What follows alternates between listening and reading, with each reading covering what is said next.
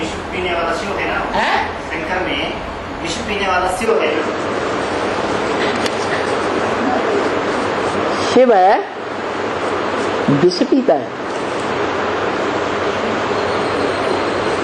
शिव है, अमृतपाई नहीं है। शिव जो है अमृत, जो मंथन करने से बनता है, वो मंथन करने वाला नहीं है। है? अरे शिव मंथन करने वाला है या नहीं है? शिव तो नहीं मंथन नहीं करता। तो जब मंथन ही नहीं करता तो निकलेगा कहां से? अपनी घोट तो नशा चढ़े, उसको तो घोटने की दरकार है ही नहीं। तो इसलिए मुरली में बोला, ब्रह्मा जीवित थे तब बोला, अभी तुम बच्चे ज्ञान अमृत नहीं कहेंगे। क्यों? क्योंकि उस समय मनन चिंतन मंथन होता ही नहीं था। ज्ञान सागर, सागर जो पृथ्वी से लिपट के रहता है, धरणी माता से प्रवृत्ति है ना, उस सागर का बच्चों को ज्ञान ही नहीं था। अभी भी जो अपने को अम्मा कुमार कुमारी कहते हैं, उनको बाप का ज्ञान है ही नहीं, तो मंथन कहां से करेंगे? सागर मंथन करेंगे? नहीं करते। और शिव भी सागर मंथन करता है? नहीं करता है। तो जो सागर मंथन करेंगे वो अमृत रस पिएंगे, और सच्चाई से करेंगे। कैसी सच्चाई? आज्ञाकारी, वफादार, फरमानबरदार, ईमानदार, ऐसे बाप के बच्चे बनेंगे तो उनको अमृत रस मिलेगा। अमृत रस बनता ही है मंथन करने से। तो मंथन करने में अव्वल नंबर हिस्सा किसका है? है? नहीं। चित्रों में क्या दिखाया है? जो यादगार चित्र बने हैं उनमें क्या दिखाया है? सागर मंथन के चित्र हैं कि नहीं? अरे नहीं है। सागर मंथन का चित्र तो है, उसमें क्या दिखाया है? अरे असुर भी दिखाए हैं, देवताएं भी दिखाए हैं, और क्या दिखाया? अरे कछुआ दिखाया, मेरु पर्वत दिखाया, और सर्प दिखाया। सबसे जास्ती मेहनत कौन करता है?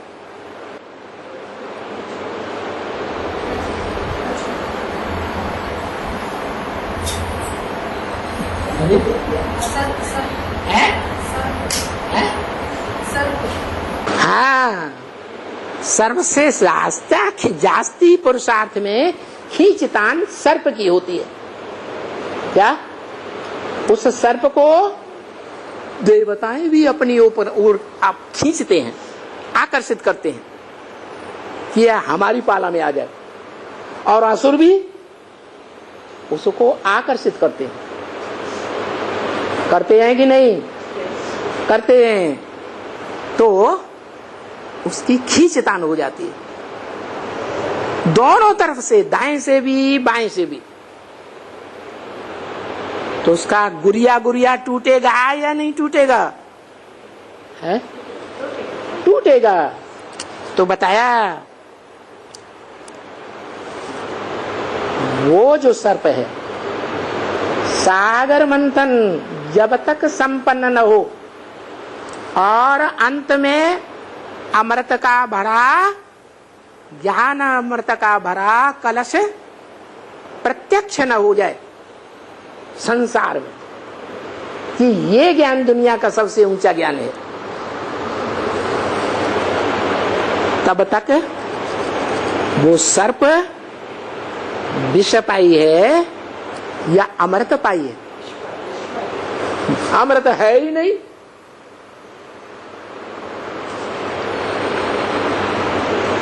तो अमृत पाई कैसे बनेगा? अमृत अंत में निकलता है या पहले ही निकलता है या बीच में निकलता है? अंत में निकलता है। तो अभी मंथन हो रहा है या हो चुका? हो रहा है।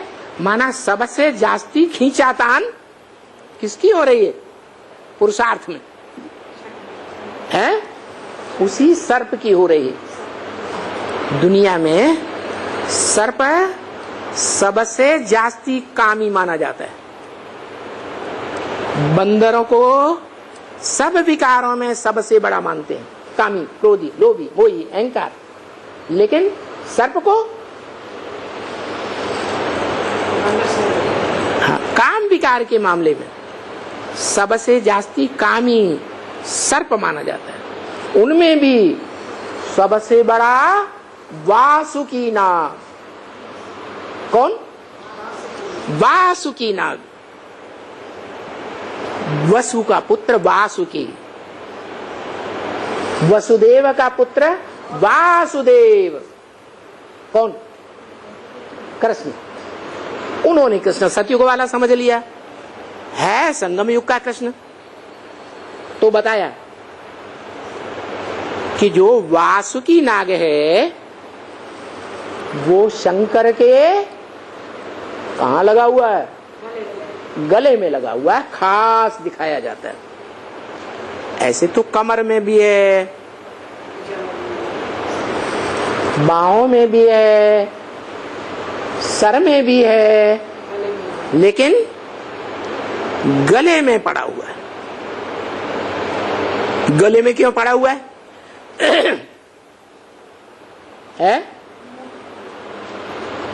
गला किस बात की यादगार है? अरे काम, क्रोध, लोभ और ये मोह, मोह की फांसी लगी हुई है। क्या मोह की फांसी? अरे शंकर है, जगत पिता है, तो उसको किस बात का मोह? बच्चों का मोह। कितने बच्चे हैं मनुष्य सृष्टि में? 500-700 करोड़। 500-700 करोड़ बच्चों का कल्याण हो जाए। बाप क्या चाहता है? सब बच्चों का कल्याण हो, या एक का हो, या सबका हो, कोई का हो, कोई का ना हो। क्या चाहता है? सबका कल्याण चाहता है ना।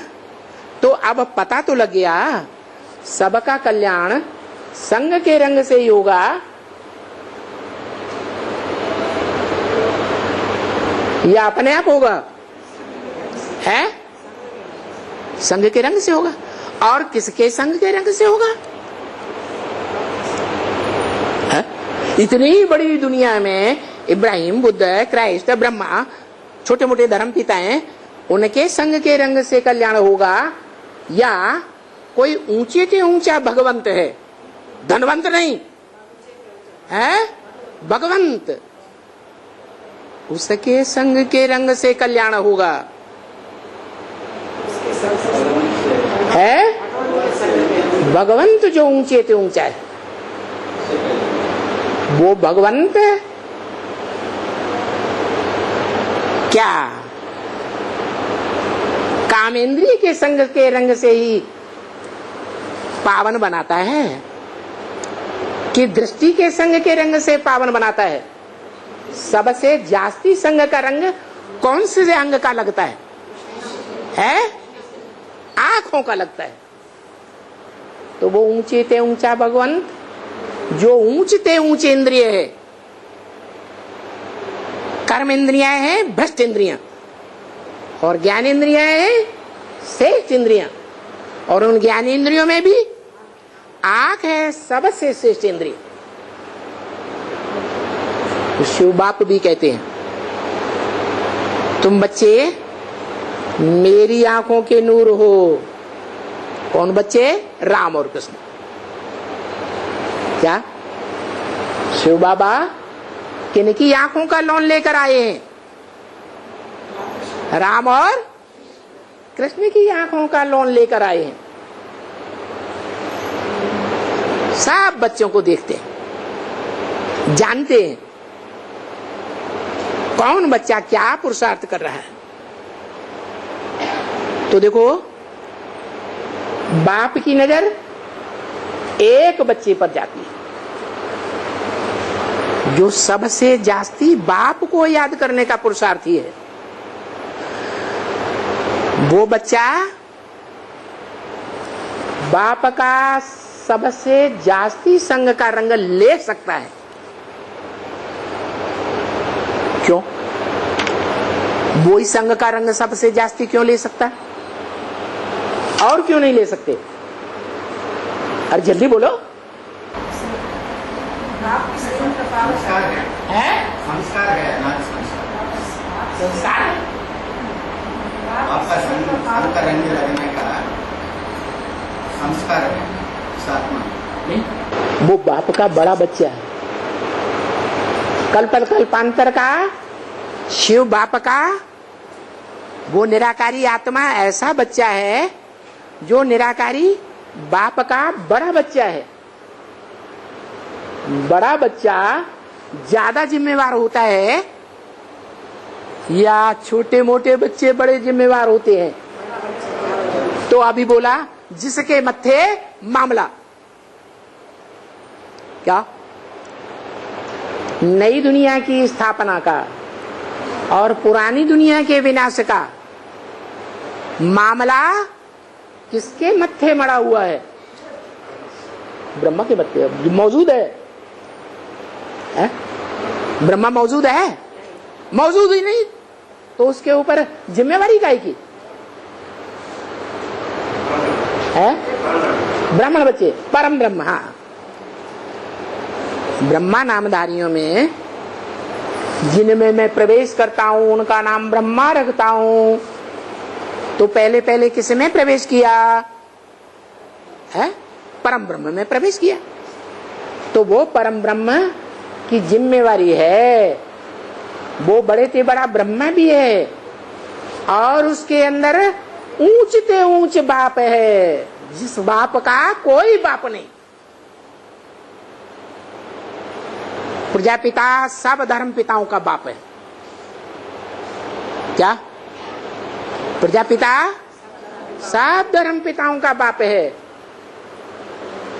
वो धर्म पिताएं देह अभिमानी हैं। उन देह अभिमानी बापों को, धर्म पिताओं को कौन वर्षा देता है? देहभान का वर्षा, हिंसा का वर्षा कौन देता है? निराकार बाप। साकार सृष्टि का साकार बाप देता है। तो जो इस साकार सृष्टि का साकार बाप है, वो बाप, उसकी जिम्मेवारी है माता के रूप में स्थापना की भी जिम्मेवारी है, परिवार को बनाने की भी जिम्मेवारी है, निर्माण करने की भी जिम्मेवारी है और पुरानी दुनिया को विनाश करने की भी जिम्मेवारी। धर्म संस्थापना अर्थ है क्या? सत्य धर्म की स्थापना के लिए। विनाशाय च दुष्कृतम, जो और दुष्ट धर्म है देह अभिमानी धर्म पिताओं के द्वारा स्थापन किए हुए, चाहे वो ब्रह्मा हो, चाहे वो इब्राहिम बुद्ध क्राइस्ट कोई भी हो, उन सबके धर्मों का विनाश, उनके सबके धर्मों में चलते हुए राज्यों का विनाश, राजधानियों का विनाश, धर्मखंडों का विनाश, ये उस बाप की जिम्मेवारी है। सत धर्म की पालना और असत धर्मों का विनाश। तो उसके मत्थे मामला बोला ना मुरली में। किसके मत्थे मामला? किसकी जिम्मेवारी है? जो जानेगा अपनी जिम्मेवारी को, उसके ऊपर जिम्मेवारी, या जो अज्ञानी है उसके ऊपर जिम्मेवारी। जिसको ये ज्ञान है क्या क्या कि स्वर्ग की दुनिया मेरी है तो नरक की दुनिया मेरी नहीं है क्या? स्वर्ग के देवताएं मेरे बच्चे हैं तो नरक की दुनिया के जो राक्षसी बच्चे हैं वो मेरे बच्चे नहीं है क्या? इसलिए भक्ति मार्ग में एक ही देवता शंकर है जिसको देवताएं भी मानते हैं और असुर भी मानते हैं। तो वो कहता है माम एकम याद करो। पुरुषार्थी रूप में बात नहीं है मुझे याद करो, मेरे संपन्न रूप को याद करो, जो संपन्न रूप आत्मिक स्थिति में भी संपन्न है और साकारी स्थिति में भी सबका बाप है। जैसे एक परिवार में परिवारजनों से पूछा जाए तुम्हारा बाप कौन है, तुम किससे पैदा हुए, छोटे बच्चे होंगे तो कहेंगे हमने मां से जन्म लिया। अरे मां जन्मदात्री है मां में भी बच्चा कहां से आया, अपने आप आ गया, कहीं से आया ना। तो जो बीज बोने वाला है वो ही बाप है। ऐसे ही इस मनुष्य सृष्टि में मनुष्य सृष्टि का बाप कौन है, जिससे ये सारी मनुष्य सृष्टि निकलती है और महामृत्यु के टाइम पर सारी सृष्टि उसमें समा जाती है। झाड़ के चित्र के ऊपर बैठा हुआ है।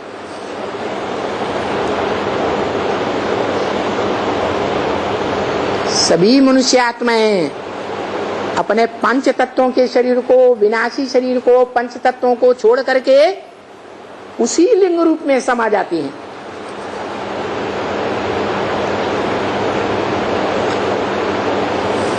जो विनाश के काल पर आकर्षण करते हुए दिखाया गया है, उसी से सारी सृष्टि निकलती है और कल्प के अंत में उसी में सारी सृष्टि समा जाती है।